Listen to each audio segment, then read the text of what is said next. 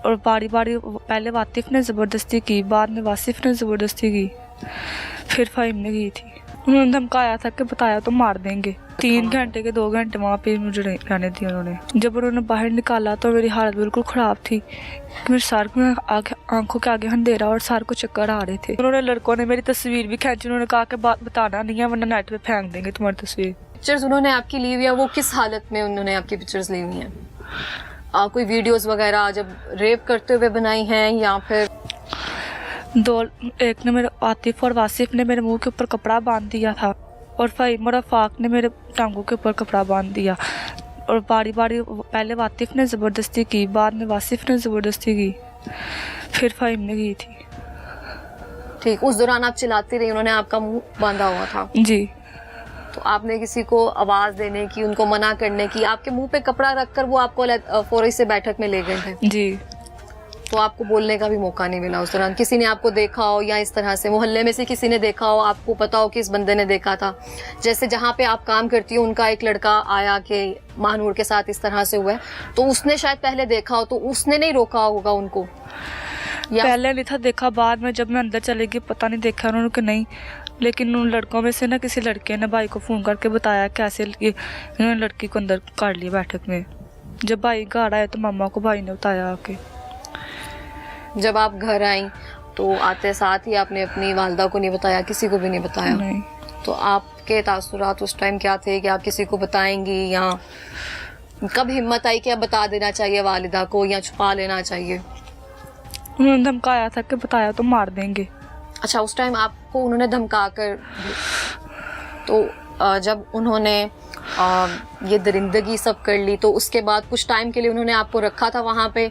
जी। कितनी देर का उन्होंने आपको रखा? 3 घंटे के 2 घंटे वहाँ पे मुझे रहने दिया उन्होंने। तो उस दौरान वो कोई बात वगैरह की उन्होंने आपसे? कुछ बात, कुछ कहा आपसे? ये किसी को बताना नहीं, बताया तो मार देंगे, बस इसके अलावा और कोई बात नहीं की? नहीं। तो आप उसके बाद घर आ गई? जी। उसके बाद की बात बताएंगे आप हमें?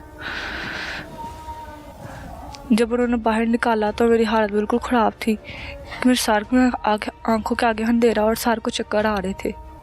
और जब घर पहुंची तो क्या होश ही नहीं थी कि मम्मा ने पूछा कि क्या हुआ है, कुछ भी नहीं मैंने बताया था। उसके बाद 2 दिन बाद मैंने मामा को बताया कि फिर हम गए उमरकोट कचहरी, उमरकोट गए थे। वहाँ पे उन्होंने जाके सब कुछ बताया तो पुलिस वालों ने आके ना, उनका रवैया कैसा था आपके साथ? पहले तो वो अच्छे थे, बाद में लेकिन उन्होंने बहुत बुरा किया हमारे साथ। क्या बुरा किया उन्होंने? पहले हमारा केस उन्होंने किया, बाद में जब लड़कों को पकड़ के ले आए तो बाद में उनके साथ हो गए। तो उनमें से किसी ने आपसे कहा कि आप अपना बयान बदल दें? जो शगुफ्ता है उन्होंने, पुलिस वाली, उन्होंने कहा कि आपको कि ये बेगुनाह है, लेकिन मैंने कहा कि मैं नहीं, इंसाफ मुझे चाहिए सिर्फ इन बातों का।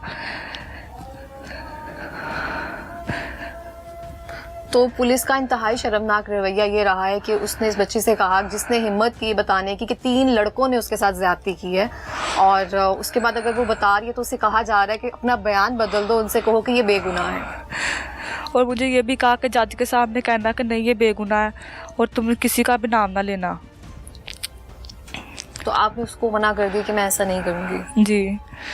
तो उस टाइम से 2 मार्च से लेके अब तक आप किस तरह से रह रही हैं? आप बाहर जाती थी या आपकी बाकी बहनें वो डरी हुई हैं, सहमी हुई हैं, क्योंकि उनका बाहर अंदर जाना भी बंद हुआ होगा या उन पे एक थोड़ी सी सख्ती रह गई होगी? घर से कोई भी नहीं बाहर निकलता। बड़ी बहनें कॉलेज जाती थी, वो भी नहीं कॉलेज जाया करती अब। वो क्यों नहीं जा रही? कि वो बातें करते हैं लड़के जब रास्ते से गुजरती हैं, तो इस वजह से डरते नहीं जा रही। और जो पुलिस वाले थे उन्होंने आपसे कहा कि आपने जज के सामने ये बयान देना है, तो जब आप जज के सामने गई तो आपने उनको क्या बयान दिया? उन्होंने क्या सवाल किया आपसे? उनका रवैया कैसा रहा आपके साथ? जब हम जज के सामने गए तो उन्होंने मामा से भी बहुत बदतमीजी की। मामा रोने लग गई और मामा से कहते हैं कि मेरे सामने रोने की कोई ज़रूरत नहीं है, मैं सब जानता हूँ जो आपके ड्रामेबाजी हैं। अच्छा। और मामा कुछ भी ना बोली, लेकिन वो जज ने इतनी बदतमीजी से बात की, शायद उसने ये नहीं सोचा कि मेरी भी बेटी है कि उसके साथ अगर ऐसा हो जाए तो। बिल्कुल ऐसे ही है। तो फिर लेकिन बाद में उसने मुझे ये कहा कि तुम्हारे पास मोबाइल है। मैंने कहा नंबर होगा, मैंने कहा नहीं। लेकिन उसका सिम है तुम्हारे पास, मैंने कहा वो कुछ भी नहीं है मेरे पास। उसने कहा कि तुमने खुद अंदर गई थी, और मैंने कहा नहीं मैं अंदर खुद नहीं थी गई, वो मुझे खुद लेके गए थे। गए थे अंदर वो 4 लड़कों के साथ? जी। और ये भी उन्होंने कहा कि पूरा मोहल्ले में से तुमने किसी लड़के को नहीं छोड़ा। अच्छा, यहाँ तक पहुंचा उसने जज में। ये किरदार है हमारे जजेस का, जो कि इतनी आला ओहदों पर बैठे हुए हैं, जो कि इंसाफ देने के लिए बैठे हुए हैं, जिनके सामने सारा केस है और सारे सबूत दलाइल जो भी हैं वो इस लड़की के हक में है। वो एक बच्ची खुद कह रही है कि उसके साथ 3 लड़कों ने मिलकर ज्यादती की है। उसके बाद वो कह रहे हैं कि तुम दूसरे लड़कों में भी इन्वॉल्व होगी, तुमने मोहल्ले का कोई लड़का नहीं छोड़ा होगा। ये उनकी जुबान है, ये उनके अल्फाज हैं जो आप एक 16 साल बच्ची के साथ कर रहे हैं, बात कर रहे हैं उससे। कि आप ये क्या मैसेज दे रहे हैं माशरे को या उन बच्चियों को कि आइंदा वो कोई बात ही ना करें आपके सामने आकर? जी फिर? लेकिन उन्होंने लड़कों ने मेरी तस्वीर भी खींची। उन्होंने कहा कि बात बताना नहीं है वरना नेट पे फेंक देंगे तुम्हारी तस्वीर। अच्छा, उन्होंने आपकी पिक्चर्स भी ली हुई हैं? जी। पिक्चर्स आपकी, जी, जो पिक्चर्स उन्होंने आपकी ली हुई है वो किस हालत में उन्होंने आपकी पिक्चर्स ली हुई हैं? कोई वीडियोस वगैरह जब रेप करते हुए बनाई हैं या फिर वैसे बनाई है? वैसे ही आपके साथ चारों ने मिलकर तस्वीरें बनाई हैं? जी। रेप करते हुए वीडियोस या ऐसी पिक्चर्स वो नहीं बनाई गई हैं आपकी?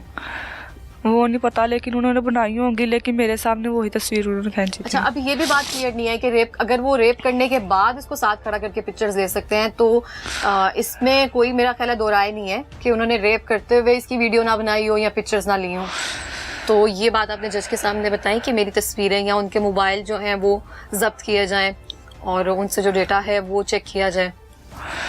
लेकिन जब तस्वीरों का बताया उनको तो जज ने आगे से क्या कहा? जज को तस्वीरों का था बताया। जज ने जब बदतमीजी से इतनी बात काटे थे इसलिए मैंने उनसे कुछ भी ना बोला, क्योंकि हमें खुद उन्होंने बोलने का मौका ही नहीं दिया। खुद बोली जा रहे थे कि ये ना पूछा कि किसी से भी पूछ लें कि वो कुछ कहना चाहते हैं कि नहीं। वो मुसलसल आपकी किरदार कशी किए जा रहे थे कि आपने ही गलत किया। ठीक।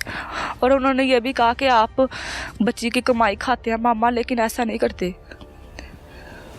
अगर कोई मजबूरी में अपनी बेटियों को घर से बाहर निकाल रहा है तो इसका मतलब ये है कि इज्जत दाव पे लगा रहा है वो अपनी, या कमाई खा रहा है। तो फिर आप इनके वजीफे लगा देना। आप जो इतने आला ओहदों पर बैठे हुए, अपनी तनख्वाह में से कुछ हिस्सा जो है वो इनको दे दे, जो इनकी तालीम में जाए, इनको बच्चियों को ना बाहर निकालना पड़े अगर आप इंसाफ ही नहीं दे सकते हैं तो। जी बेटा, आपने बहुत बहादुरी का काम किया है और मेरी सारी हिमायत जो है मेरी टीम की वो आपके साथ है, और इंशाल्लाह हमारी पूरी कोशिश है कि हमारे प्लेटफॉर्म से आपको इंसाफ ज़रूर मिलेगा। और ये बात जो है, जो भी आला हुक्मरान, आला ओहदेदारान हैं, उन तक हमारी बात जरूर जाएगी। आप भी अगर उनसे अपील करना चाहें या उनसे कहना चाहें कि मैं अगर इतनी हिम्मत कर सकती हूँ तो आप इंसाफ नहीं दिलवा सकती हैं हमें? मरियम नवाज, आप मेरी हेल्प करें, आप मुझे इंसाफ दिलवाने की करें जरूर।